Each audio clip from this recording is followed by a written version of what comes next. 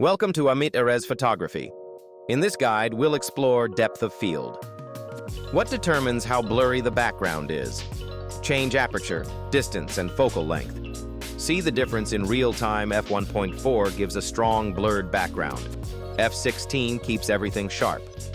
For portraits, f1.8, f2.8. For landscapes, f8, f11. 300mm blurs the background far more than 24mm at the same aperture and distance. That's why sports and wildlife photographers love long lenses. The closer you are to the subject, the shallower the DOF.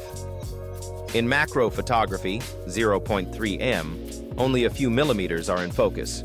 Small sensor equals very deep depth of field. Smartphone bokeh is computationally simulated, portrait mode. Maximum creamy bokeh, the classic choice for shallow depth of field.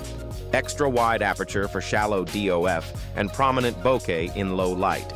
Turn any lens into a macro. Great experiment with minimal depth of field. Photography courses. Beginner to advanced video lessons.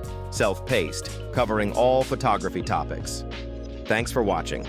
For more photography guides, visit amitphotos.com. Don't forget to subscribe for weekly photography content.